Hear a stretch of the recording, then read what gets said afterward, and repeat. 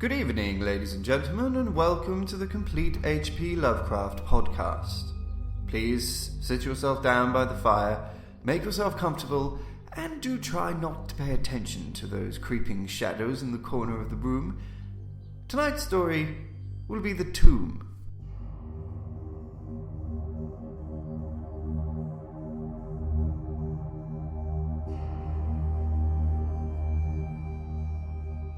In relating the circumstances which have led to my confinement within this refuge for the demented, I am aware that my present position will create a natural doubt of the authenticity of my narrative.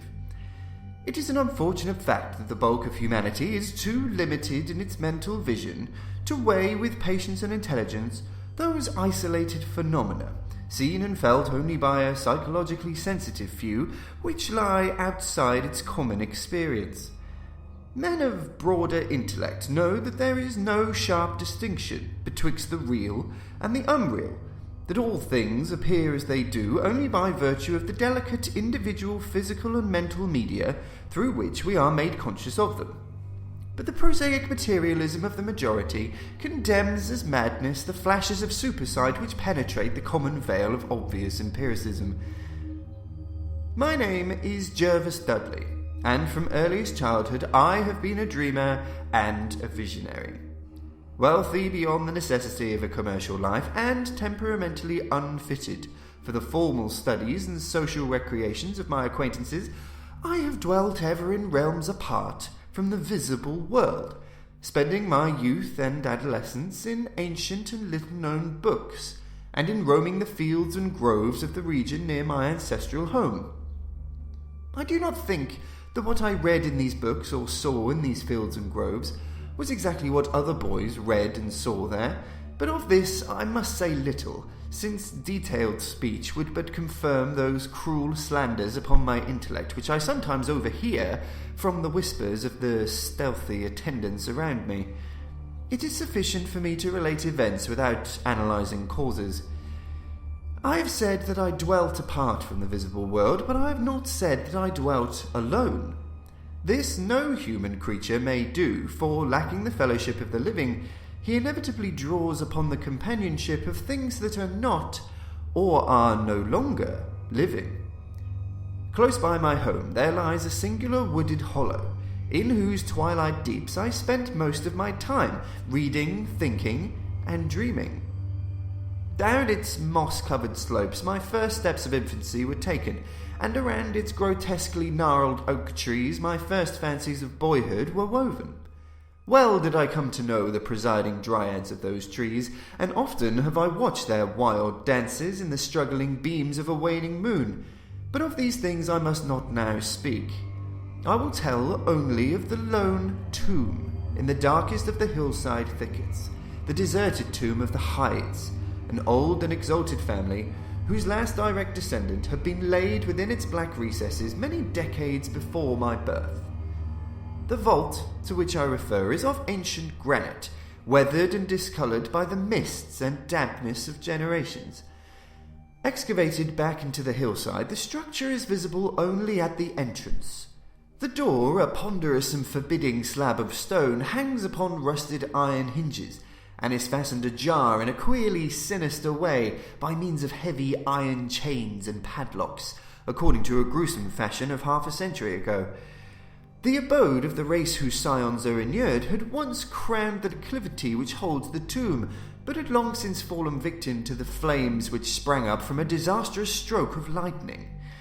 Of the midnight storm which destroyed this gloomy mansion, the older inhabitants of the region sometimes speak in hushed and uneasy voices, alluding to what they call divine wrath in a manner that in later years vaguely increased the always strong fascination which I had felt for the forest-darkened sepulchre.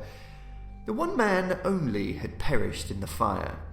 When the last of the Hydes was buried in this place of shade and stillness, the sad urnful of ashes had come from a distant land, to which the family had repaired when the mansion burned down. No one remains to lay flowers before the granite portal, and few care to brave the depressing shadows which seem to linger strangely about the water-worn stones. I shall never forget the afternoon when first I stumbled upon the half-hidden house of death. It was in midsummer, when the alchemy of nature transmutes the sylvan landscape to one vivid and almost homogeneous mass of green, when the senses are well nigh intoxicated with the surging seas of moist verdure and the subtly indefinable odours of the soil and the vegetation. In such surroundings, the mind loses its perspective. Time and space become trivial and unreal, and echoes of a forgotten prehistoric past beat insistently upon the enthralled consciousness. All day I had been wandering through the mystic groves of the Hollow, thinking thoughts I need not discuss, and conversing with things I need not name. In years a child of 10, I had seen and heard many wonders unknown to the throng, and was oddly aged in certain respects. When, upon forcing my way between two savage clumps of briars, I suddenly encountered the entrance of the vault, I had no knowledge of what I had discovered. The dark blocks of granite, the door so curiously ajar, and the funereal carvings above the arch aroused in me no associations of mournful or terrible character. Of graves and tombs I knew and imagined much, but had, on account of my peculiar temperament, been kept from all personal contact with churchyards and cemeteries. The strange stone house on the woodland slope was to me only a source of interest and speculation, and its cold, damp interior, into which I vainly peered through the aperture so tantalizingly left, contained for me no hint of death or decay. But in that instant of curiosity was born the madly unreasoning desire which has brought me to this hell of confinement. Spurred on by a voice which must have come from the hideous soul of the forest, I resolved to enter the beckoning gloom in spite of the ponderous chains which barred my passage.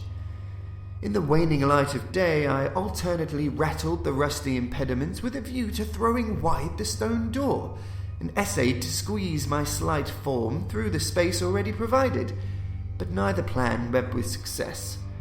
At first curious, I was now frantic, and when in the thickening twilight I returned to my home, I had sworn to the 100 gods of the grove that at any cost I would some day force an entrance to the black chilly depths that seemed calling out to me.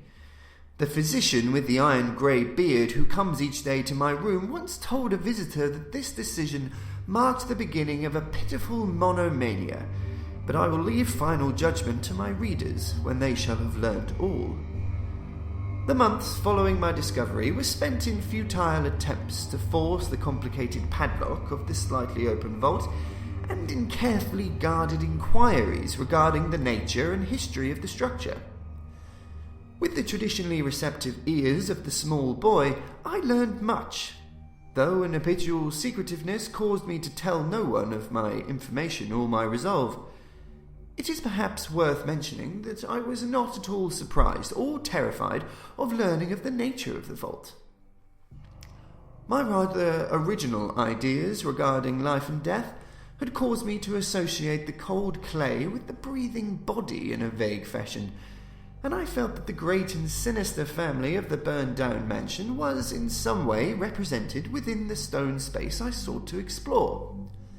Mumbled tales of the weird rites and godless revels of bygone years in the ancient hall gave to me a new and potent interest in the tomb, before whose door I would sit for hours at a time each day.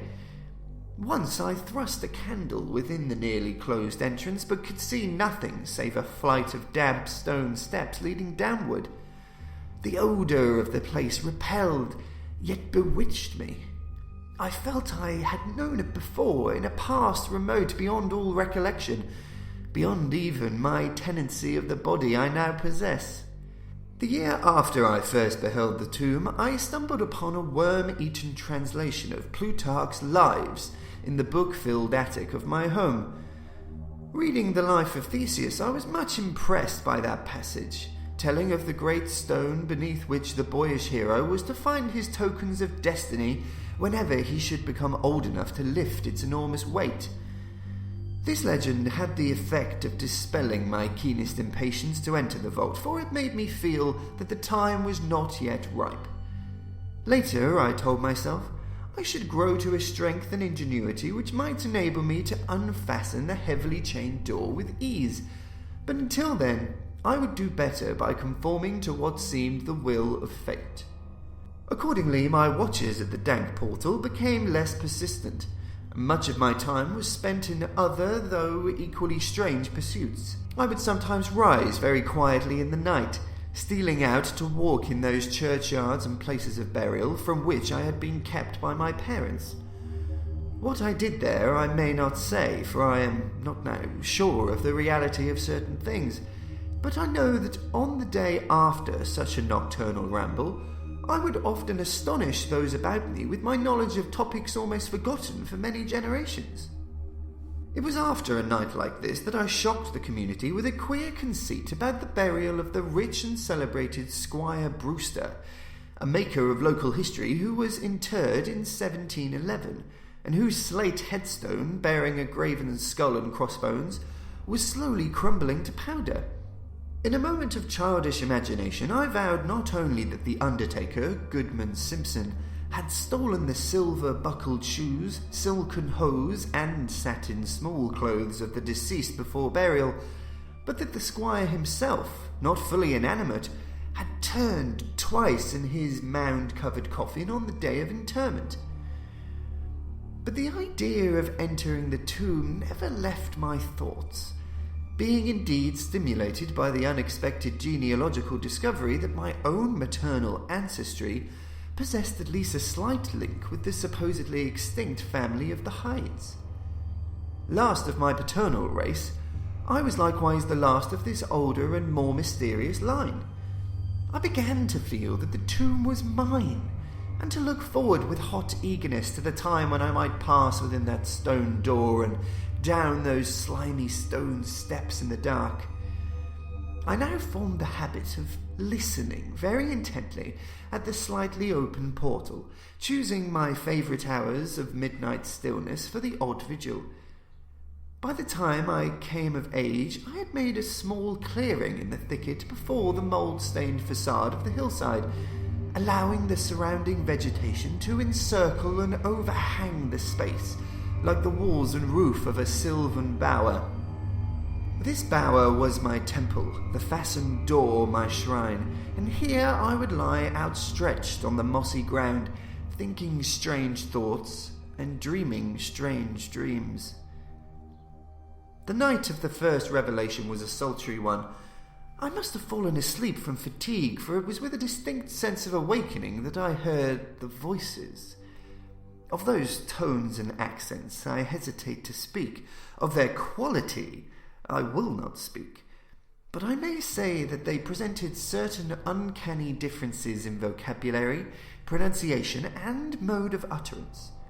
Every shade of New England dialect, from the uncouth syllables of the Puritan colonists to the precise rhetoric of 50 years ago, seemed represented in that shadowy colloquy, though it was only later that I noticed the fact.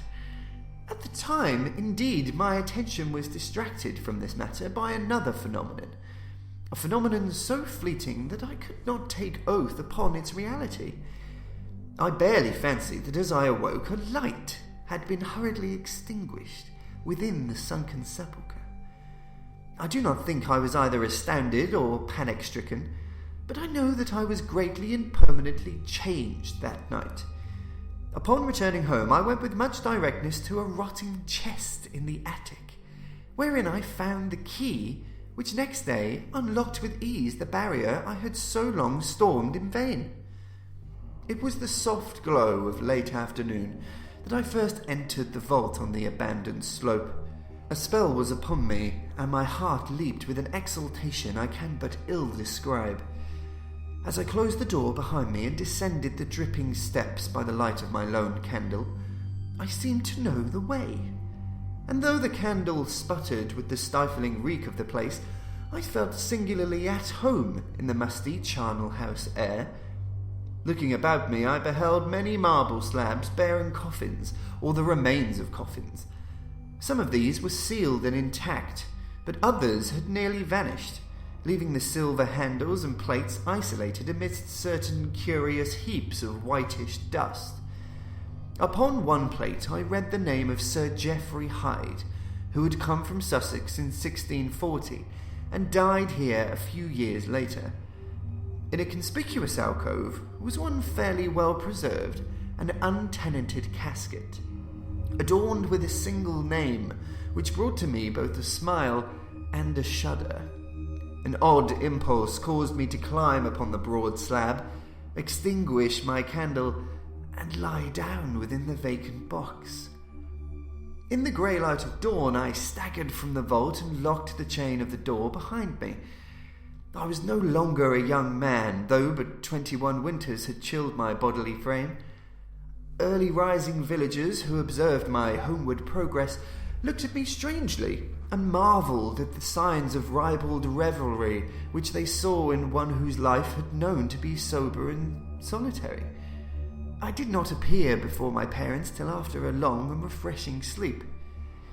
Henceforward, I haunted the tomb each night, seeing, hearing, and doing things I must never reveal.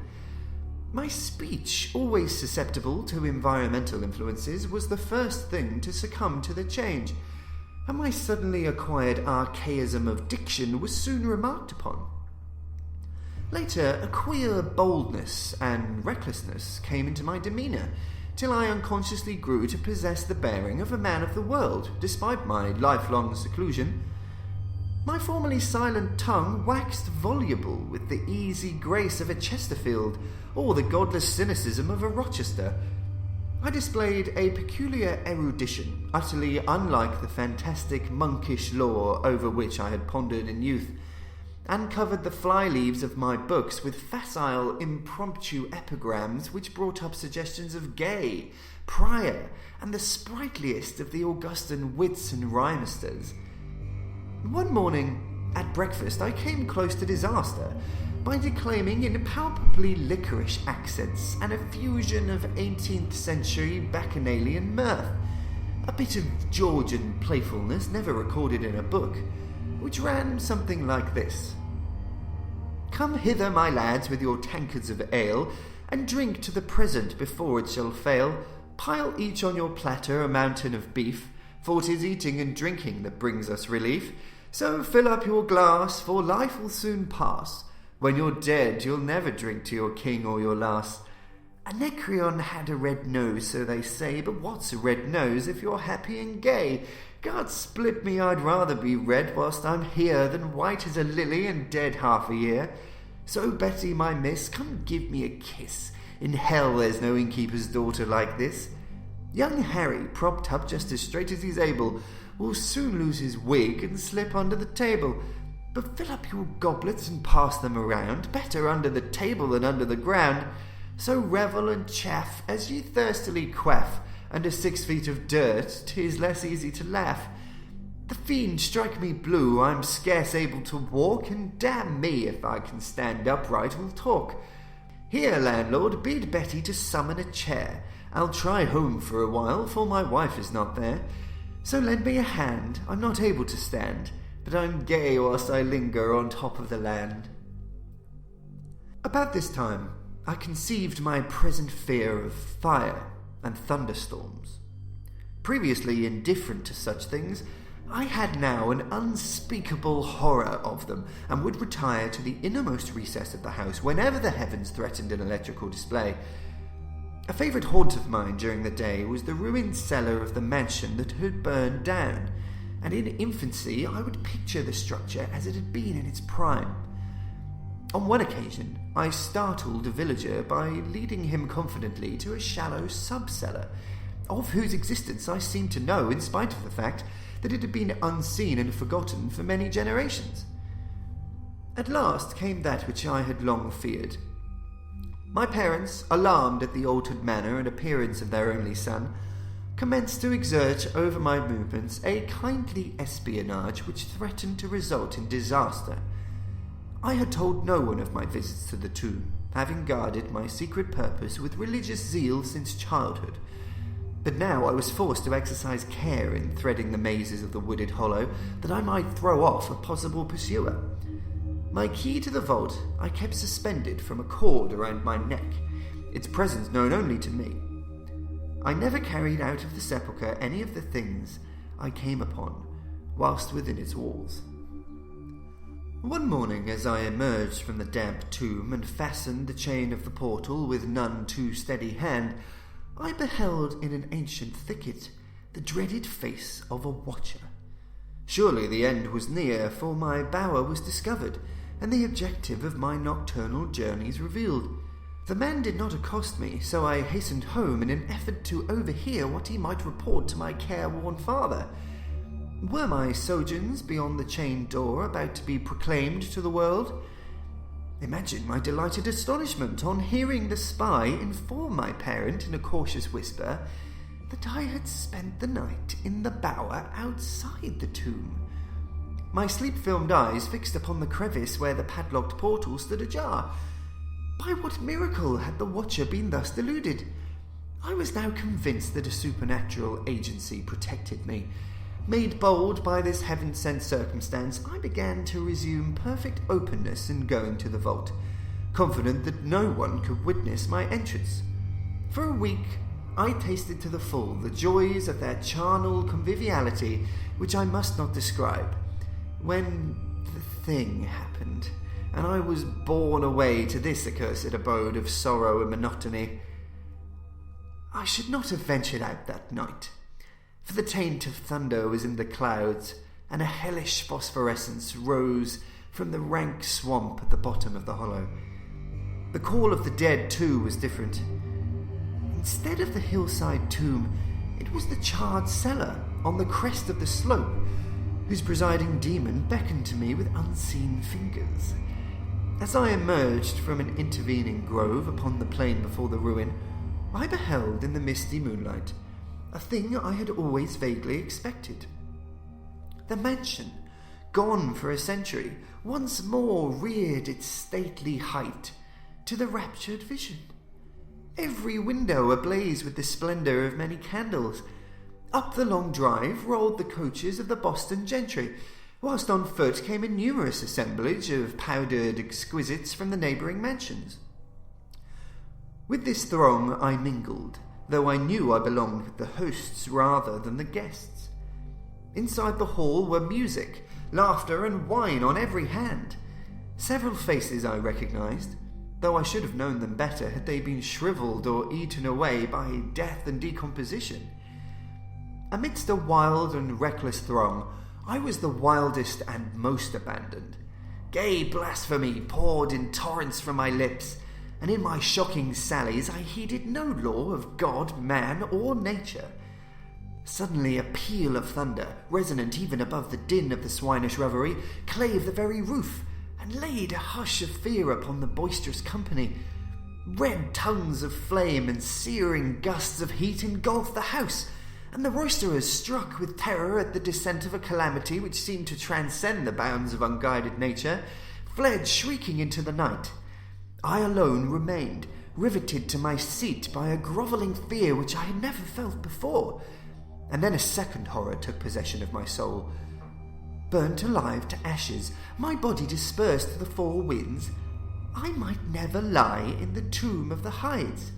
Was not my coffin prepared for me? Had I not a right to rest till eternity amongst the descendants of Sir Geoffrey Hyde? I would claim my heritage of death, even though my soul goes seeking through the ages for another corporeal tenement to represent it on that vacant slab in the alcove of the vault. Jervis Hyde should never share the fate of Palinurus. As the phantom of the burning house faded, I found myself screaming and struggling madly in the arms of two men, one of whom was the spy who had followed me to the tomb. Rain was pouring down in torrents, and upon the southern horizon were flashes of the lightning that had so lately passed over our heads.